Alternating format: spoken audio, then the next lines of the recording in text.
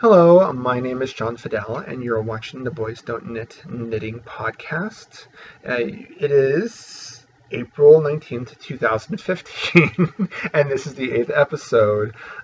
If you are a new viewer, welcome to my podcast. Feel free to introduce yourself in the comment section. If you are a returning viewer, thank you for returning. Hopefully you like this episode as much as the last one. If not more, because the lighting situation has improved a bit. I still waited a little bit too late. I wish I had done this sooner to get some better lighting, but it's definitely a lot better than it was the last time. So I want to start off today's episode by introducing my dogs. So here they are. Hey there, guys.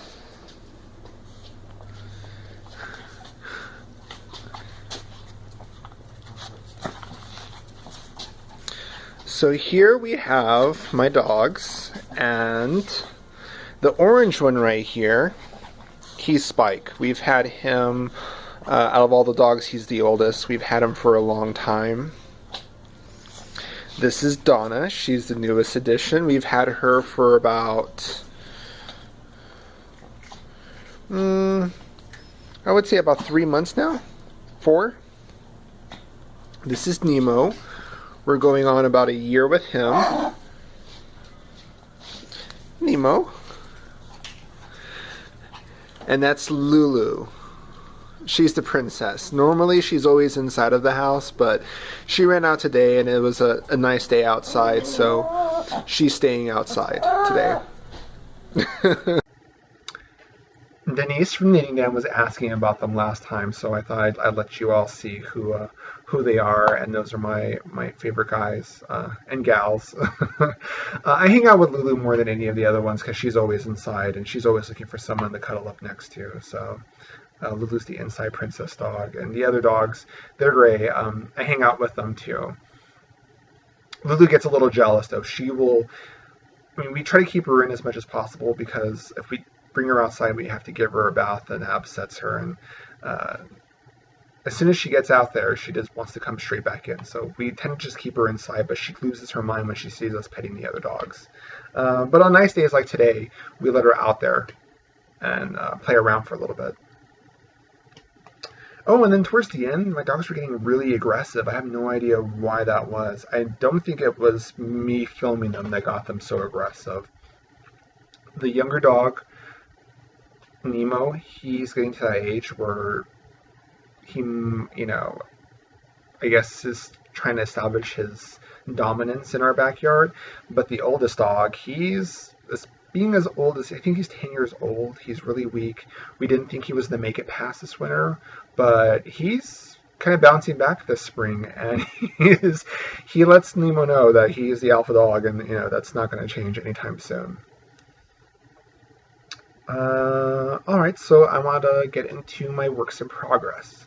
So I'm still working on Gengar. The Gengar pattern is by Amelia, and her Ravelry name is Mia Handcrafter. I'm doing this out of the Red Heart Solid, the violet colorway. And once again, torso is going to be about this big. Legs might come up to there, and then like the ears and spikes might come up to about right here. So it's going to be a pretty good size figurine. It's crochet, and I have knitted so many of these like spikes. Like there's, I want to say, about 8 in here. I've also knitted 3 more that are going to be on the sides, along with 2 shorter ones, which are going to be shorter to the sides.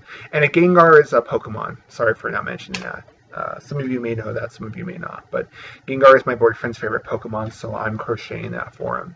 He gets more and more excited as he sees like the pile of parts and spikes grow.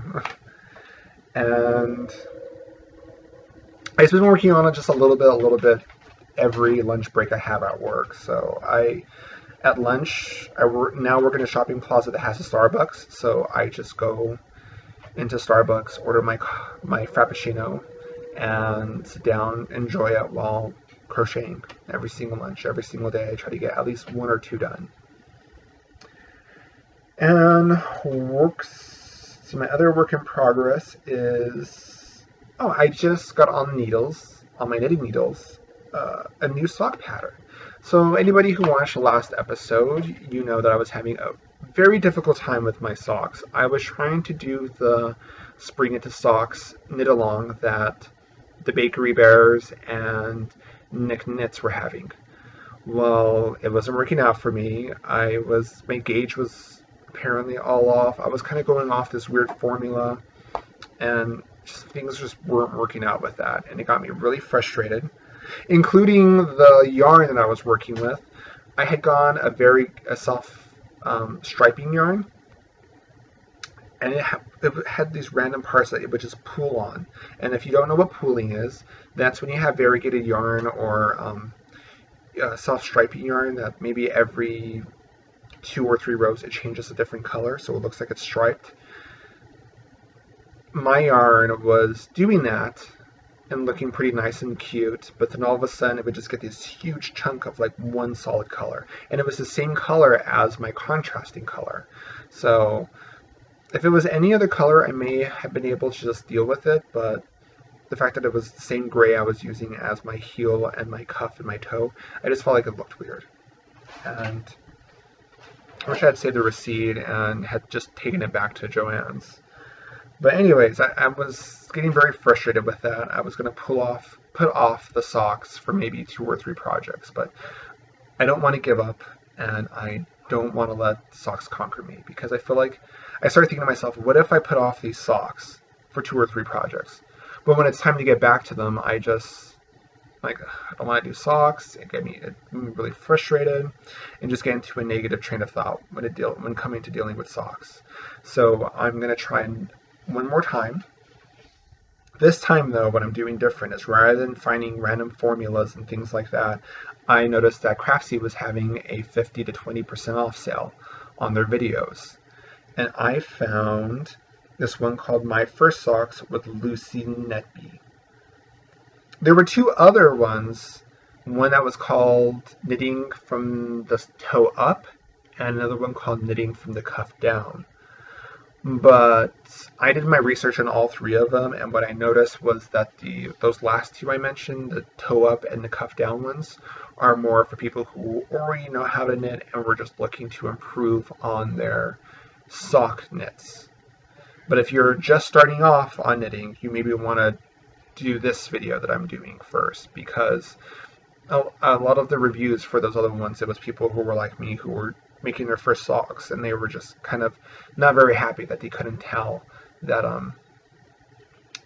what she was doing, because she just talks about it as she's working, and she kind of just shows pictures every once in a while. I can't say for sure what's on there because I've never seen the videos, but there wasn't a single complaint on the Craftsy My First Socks with Lucy. And so far I've been really enjoying the video. She's a really interesting character. She has like pink, purple, and violet hair and has her little sock earrings, and she's really clear in all of her instructions. Even just on casting on, she taught me a really new cool technique to make sure that you don't get a figure 8 when working in the round.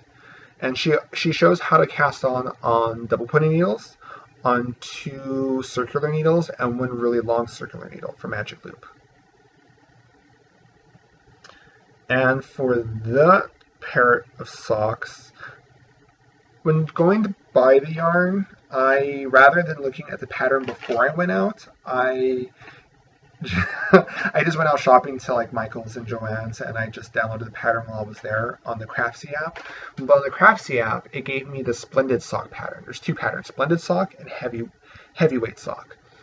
Heavyweight Sock should be the first pattern you do, because it's done in worsted weight, so you're not spending as much time on it, and it works a lot faster.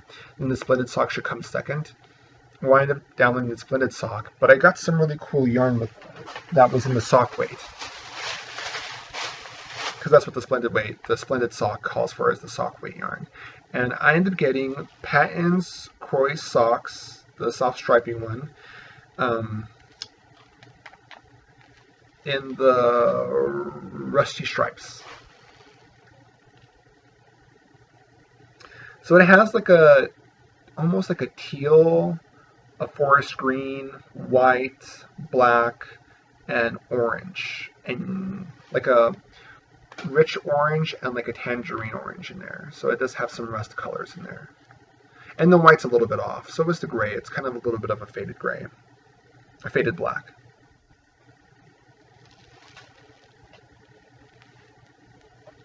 So I like it, and I got it on clearance at my Michael's for, I want to say it was like $3.50. It was normally like $6.99, so I thought that that was pretty good. It was almost like getting it all for 50% off. So I'm just hoping that I don't run into that that pooling issue again. So if I do, I'm going to try to take it back because I don't feel that I should have to work extra for something that's supposed to already have all the work done for me as far as striping goes. But that was for the Splendid sock in the sock weight. I'm going to be doing those socks second. The first socks I'll be doing will be in a worsted weight yarn, and I chose brunette satin. So this is the rouge color, and I like this color a lot. And this will be the main color of the body of a sock. The cuffs and the heel and the toe will be done out of this color. So these are the two colors together. And this is the Gray Mist Heather.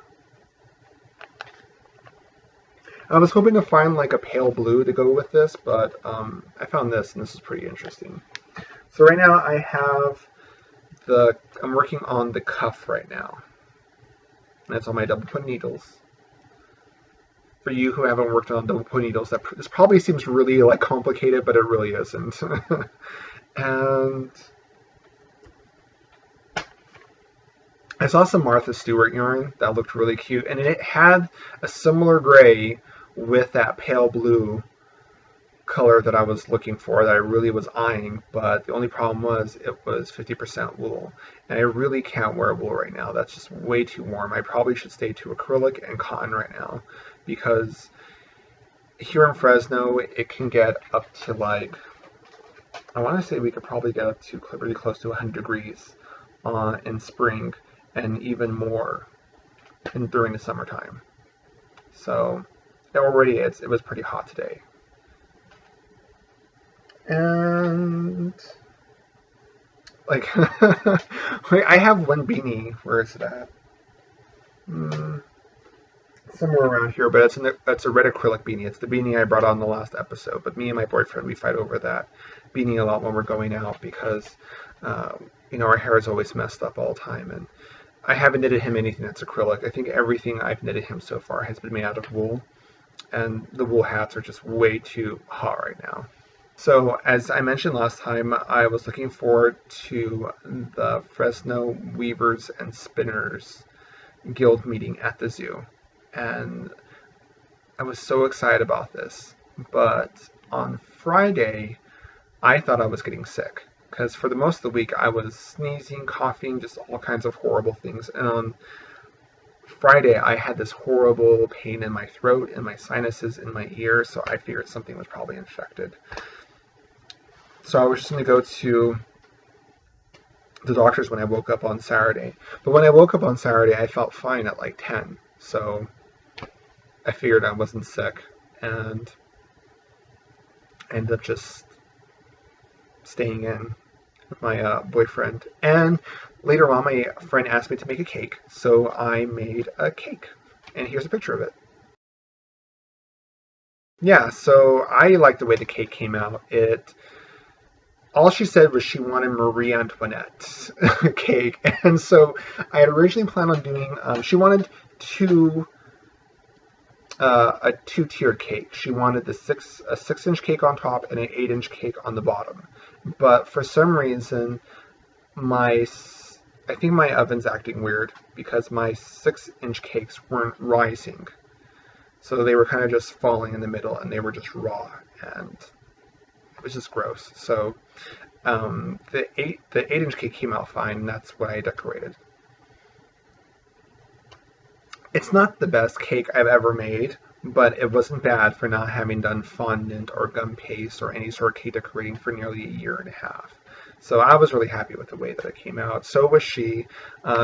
They wanted to pay me like a good amount of money for it, but it wasn't, to me, it wasn't the best cake I had ever done, and I was just glad to just get back into doing cake decorating and get that little that boat running. Uh, so I just gave it to him for, I think she just paid for my in and out. And that was it. It was pretty nice in and out too. Um, and Oh, and thank you so much. Last episode, when I was talking about the sock and how much trouble I was having, I had one of my viewers graciously gave me the fish lips kiss heel pattern, which is supposed to be a really great heel for socks. So thank you so much. I would say your name out loud, but I don't know if you want me to or not, so I'm not going to, unless you give me the okay to. And to me, that means a lot. I mean, it's only like $1 pattern, I think, but to me, like, that's what I love about being a knitter is us knitters and crocheters, we're always very enthusiastic about helping each other out, giving each other motivation, making each other laugh, and even like at my meetups, I'm going to refrain from saying the complete name, because I don't want to offend anybody, even though I think it's hilarious, and all the girls who are at the meetup think it's hilarious, but it's the Fresno Starbucks Stitch meetup. And over there, I've had, we always come. Sometimes people forget to bring stuff. We offer, our supplies, and people, they see something you're working on, and they may be a beginner, and I've been more than happy to show them how to do certain things, like how to cast on. The person who I helped cast on last time, she was there, and she had already a good amount of her scarf done, and she said she really enjoyed the way that I had taught her to cast on. Because when I teach people how to do the cast on method, I do the slingshot method, but rather than calling it a slingshot, I refer to rabbit ears, and I do it's behind the first ear, into the second ear, and into the first ear. And for some reason, people remember that a lot better than the basic slingshot method. But anyways, I wanted to say again, thank you so much for that. I cannot wait. I think after I'm done doing this sock, these two socks, when I do the second socks, I want to try out the fish lips kiss pattern. And the only other thing I have to talk about is just, I guess, work. As I mentioned in the last episode, I do have a new job. It's at an embroidery shop, and I'm still in love with the job. We recently got through like a little crazy moment, but I'm happy with it. From what I understand, they like a majority of the way that I work. I know I do have my moments, but like they said, it's because I'm learning. This is a majority of the jobs we're getting in right now. They're not all similar, so it's almost like every single day I'm relearning something new. And it can be a little difficult sometimes, but I like it. I'm happy with it, and I hope that this all just really works out. So there's only two other people that work there. It's the owner and my coworker, and they're both really great people, and I'm just so excited about learning how to do more embroidery stuff.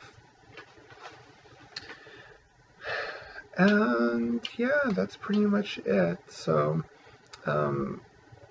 thank you for joining me. It was a short video this week. Hopefully next week I can have something done and I can have more to show you. But like I said, no matter whether you're getting a whole project done in 1 week or you're just getting a few stitches is better than none. If you only were to do one project and only get done with 10 stitches a day, at the end of the week, that's 70 stitches. That's 70 stitches more than you would have had if you hadn't done anything. So never force yourself to do anything you don't want to, but if you just feel like only doing a little bit, then try to do only that little bit. And hopefully, even if it takes you an entire year to do a project, you'll be really happy at the end of it.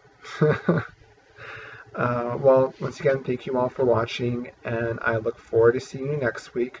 All of the patterns that I've gone over, I will include in the show description. And if you have any questions or any comments, like I said, feel free to make them. I always enjoy hearing from you guys, even if it's like, hey, what was with this that you were talking about? Have a great week, and I'll see you next week. Bye.